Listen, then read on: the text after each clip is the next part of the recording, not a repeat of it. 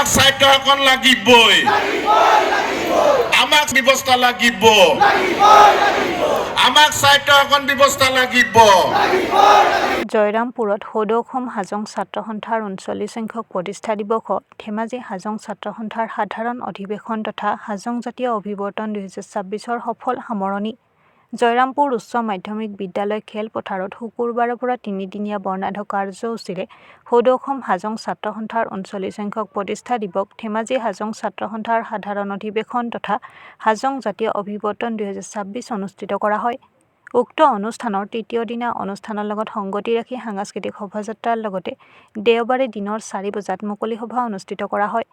মুকলি সভাত হাজং জনগোষ্ঠীৰ কৃষ্টি সংস্কৃতি, ভাষা সাহিত্য, ৰাজনৈতিক বৈষম্য, সাংস্কৃতিক অৱহেলা আৰু অৰ্থনৈতিক দুৰৱস্থাৰ দৰে বহুতো গুৰুত্বপূৰ্ণ সমস্যাৰ ক্ষেত্ৰত আলোচনা কৰাৰ লগতে হাজংসকলৰ সাংবিধানিক আৰু ৰাজনৈতিক অধিকাৰ নিশ্চিতকৰণৰ ক্ষেত্ৰত আলোচনা কৰা হয়। আজি উক্ত সভাত হাজং ছাত্ৰ সন্থাৰ ৰাজ্যিক সভাপতি সঞ্জীৱ হাজং, ট্ৰাইবেল সংঘৰ সভাপতি সুকুমাৰ বসুমতাৰী, TMBKৰ সভাপতি তিলক দলে, লগতে দেউৰী ছাত্ৰ সন্থাৰ বিষয়ববীয়া, ৰাভা ছাত্ৰ সন্থাৰ বিষয়ববীয়া, সদস্য সচিব, ৰাজ্যিক পৰ্যায়ৰ পৰামৰ্শদাতা সমিতিৰ ছাত্ৰ আৰু যুৱ কল্যাণ অসম চৰকাৰ, গীতাৰ্থ গোস্বামী, অসম জাতীয়তাবাদী যুৱ পৰিষদৰ কেন্দ্ৰীয় সাধাৰণ সম্পাদক ফেব্ৰুৱাৰী মাহৰ 13, 14 আৰু 15 এই 3-দিনীয়া কাৰ্যসূচীৰে সদৌ অসম হাজং ছাত্ৰ সন্থাৰ 39তম কেন্দ্ৰীয় প্ৰতিষ্ঠা দিৱস, ধেমাজি জিলা হাজং ছাত্ৰ সন্থাৰ সাধাৰণ অধিৱেশন তথা হাজং জাতীয় অভিৱৰ্তন আজি মুকলি সভা অনুষ্ঠিত হৈ আছে। আৰু এই মুকলি সভাত বিশেষকৈ হাজংসকলৰ যি দীৰ্ঘদিনীয়া দাবী হাজং সাহিত্য শাসিত পৰিষদ, এই হাজং সাহিত্য শাসিত পৰিষদ গঠনৰ উদ্দেশ্যেৰে আজি এই মুকলি সভাৰ মূল বিষয়বস্তু আছিল। আৰু আমাৰ এই মুকলি সভাত আহি উপস্থিত হৈছেহি সদৌ অসম ট্ৰাইবেল সংঘৰ সভাপতি সুকুমাৰ বসুমতাৰী ডাঙৰীয়া, TMBKৰ সভাপতি সন্মানীয় তিলক দলে ডাঙৰীয়া, সদৌ দেউৰী ছাত্ৰ সন্থাৰ সভাপতি প্ৰশান্ত দেউৰী, ভাস্কৰ দেউৰীকে প্ৰমুখ কৰি জনগোষ্ঠীয় সংগঠনৰ নেতৃবৃন্দে উপস্থিত হৈছেহি।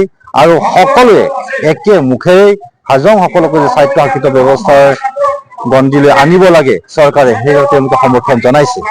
ঠিক তেনেকৈ যোৱা কালিও আমাৰ এটা প্ৰতিনিধি বৈঠক হৈছিলে আৰু বিশেষকৈ এই অভিৱৰ্তনৰ মূল বিষয়বস্তুটোৱে হৈছে যে হাজংসকলৰ যি দীৰ্ঘদিনৰ পৰা আমি পৰম্পৰাগতভাৱে যি বাথৌ আমি পূজা কৰোঁ, আমি বড়োসকলে বাথৌ বুলি কয়, হাজংসকলে বাস্তু বুলি কয়, এই বাস্তু যে পূজা আমি কৰোঁ, এই পূজাটো এটা দিন তাৰিখ নিৰ্ধাৰণৰ কাৰণে আমি বহু দিনৰ পৰা আলাপ আলোচনা চলাই আহিছিলোঁ যদিও এটা আমি সফল হ'ব পৰা নাছিলোঁ। কিন্তু যোৱাকালি অসম, মেঘালয় আৰু অৰুণাচল প্ৰদেশৰ 3টা ৰাজ্যৰ প্ৰতিনিধিসকলৰ মাজত অনুষ্ঠিত হোৱা এই প্ৰতিনিধি বৈঠকত যে হাজংসকলৰ যি বাস্তু পূজা, এই বাস্তু পূজাৰ এটা দিন তাৰিখ নিৰ্ধাৰণ কৰা হয়।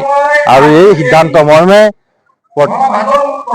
বহাগ মাহৰ 2য় শনিবাৰ দিনাখন এই পূজা উদযাপনৰ সিদ্ধান্ত গোটেই আমাৰ প্ৰতিনিধি সভাই গ্ৰহণ কৰে। ঠিক তেনেকৈ আৰু এটা সিদ্ধান্ত গ্ৰহণ কৰা হয় যে ভাৰত চৰকাৰ যি নতুন শিক্ষানীতি, এই শিক্ষানীতিত প্ৰাথমিক পৰ্যায়ত নিজৰ নিজৰ ভাষাত যে তেওঁলোকৰ শিক্ষা আহৰণ কাৰণে যি তেওঁলোকে পদক্ষেপ গ্ৰহণ কৰিছে, আৰু এই পদক্ষেপটো, এই সুবিধাটো আমি হাজংসকলেও যে ল'ব লাগিব, নিজৰ ভাষা সংস্কৃতি জীয়াই ৰাখিব লাগিব। হাজং ভাষাও চিৰদিনৰ কাৰণে আপুনি সংৰক্ষিত হ'ব লাগিব, সুৰক্ষিত হ'ব লাগিব। সেই উদ্দেশ্যেৰে যে হাজংসকলে কোনটো লিপি ব্যৱহাৰ কৰিব, সেই লিপিৰ ক্ষেত্ৰতে এটা সৰ্বসন্মত সিদ্ধান্ত লোৱা হয়। আৰু অসমীয়া লিপিকেই হাজংসকলেও, অসম, মেঘালয়, অৰুণাচল থকা হাজং জনজাতিসকলেও এই অসমীয়া লিপিকেই ব্যৱহাৰ সিদ্ধান্ত গ্ৰহণ কৰা হয়। অসম, মেঘালয় আৰু অৰুণাচলৰ প্ৰদেশৰ পৰা 5,000ৰো অধিক প্ৰতিনিধি ইয়াত উপস্থিত হৈছিলে আৰু তেওঁলোকৰ মাজত অনুষ্ঠিত হোৱা এই সভাতে সিদ্ধান্তবিলাক গ্ৰহণ কৰা হয়। আজি আপোনাৰ জাতীয় পৰিৱৰ্তনৰ জৰিয়তে দীৰ্ঘদিনীয়া দাবী আছে, কি জনাব? আমি অসম চৰকাৰ আৰু ভাৰত চৰকাৰক আমাৰ এই দাবীয়েই জনাম যে হাজংসকলকো অসমত বসবাস কৰা যিবিলাক জনজাতীয় জনগোষ্ঠীসকলক যিদৰে স্বায়ত্ব শাসনৰ ব্যৱস্থাৰ জৰিয়তে তেওঁলোকৰ আৰ্থ-সামাজিক বিকাশৰ কাৰণে তেওঁলোকক পদক্ষেপ গ্ৰহণ কৰিছে, ঠিক তেনেকৈ হাজংসকলকো সমমৰ্যাদা প্ৰদান কৰি পিনে তেওঁলোকৰ আৰ্থ-সামাজিক বিকাশৰ কাৰণে চৰকাৰে কাম কৰিব লাগিব। অন্যথা আমি এইটো ভাবিবলৈ বাধ্য হ'ম যে অসম চৰকাৰ বা ভাৰত চৰকাৰে তেওঁলোকে নৰেন্দ্ৰ মোদীয়ে কোৱা যি তেওঁলোকৰ শ্লোগান সবকা সাথ সবকা বিকাশ, এই সবকা সাথ সবকা সাথ মাত্ৰ এটা বেঠা শ্লোগান মাথোন।